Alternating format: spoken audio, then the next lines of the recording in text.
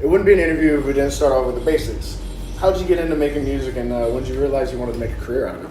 I got into music when I was 11, started playing guitar, and wanted to make a career out of it, probably just a few years later after playing guitar and just never leaving my bedroom for any reason other than bathroom and food. So, yeah.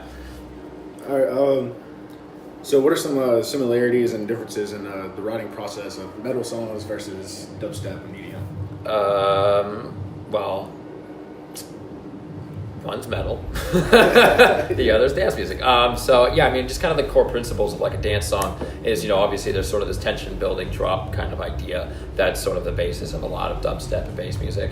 Whereas with metal, it's a little different where you're kind of doing a more song structure, first chorus, whatever, breakdown, unless you're a gent band and you do crazy, song structures, whatever. But so kind of going into it, it's just,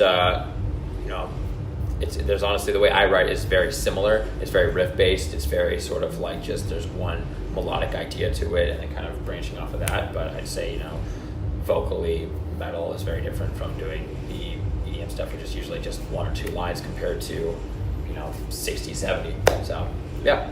Well, it's well known you're an incredible guitarist, but thank you. Do you also record your own drum tracks? I don't. So I program everything in with a lot of what do you call it, just software and different programs, yeah. All right, so is a Schecter 7-string forever, or could we see you with an 8-string one day? I don't think I'll ever jump to 8-string. 7-string was honestly, the only reason why I did that was I had so many 6 strings that I was playing and kind of wanted to just try something a little different. And then when I actually got into blending the metal with dubstep and stuff, I just found that being able to do lower tunings on 7-string was the way to go. It wasn't necessarily like what I like to play most. I actually prefer playing 6 strings, but the 7-string is sort of like how I was able to adapt everything together, and so that's where we're at. Okay.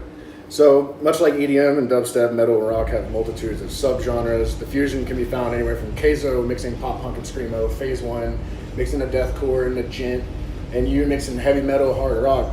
What is it about these genres that just make them fuse together so well? I think it's just the energy. I think the fan bases kind of both understand that the music is about not necessarily like being aggressive, but just sort of having a very, very strong, energetic basis to it all. And that at these shows, this is where people kind of have their outlet of getting to just kind of scream and yell and headbang and mosh and all that. And I think that that's kind of just where everything sits with each other, and sort of like that Venn diagram where everything kind of just comes together is like that's sort of just the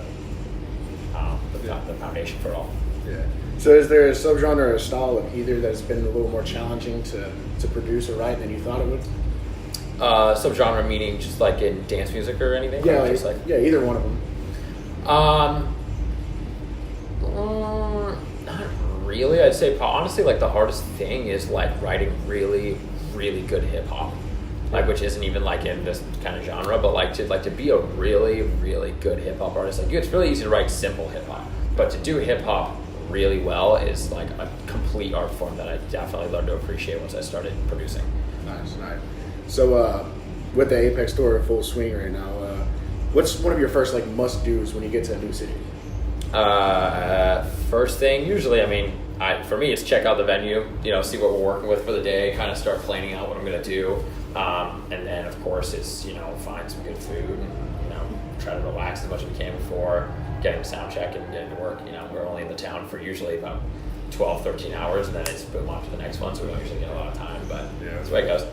Yeah, well, speaking of food, you get asked about Los Angeles food a lot, but like, is there any other city that has surprised you or like, made a special place in your heart with this cuisine, like while you've been touring? Oh, it's tons of places. Yesterday we were in Nashville and we had biscuits and gravy and hot chicken and all kinds of just, southern goodness, and that was awesome. Miami has incredible Latin food, and everywhere I go, there's always like some kind of staple that just is. Try anything good here in Atlanta? No, we stopped, ran down the street to Wahlburgers and had food really fast. It's a little bit here. It's really good. I enjoyed it. So. Nice. Yeah, so we haven't gotten to do much in Atlanta. Oh man, there's plenty to do. Yeah. So you and Kawachi recently got to go back to back in Salt Lake City. Yeah. So if you were to start a duo with your heavy bass counterpart, what would you call it? With he and I have no idea. King and the Demon, Skull King, something like that. We figure something out. Something brand wise that makes sense. Nice. So I read that you're kind of a fan of The Walking Dead. Yeah.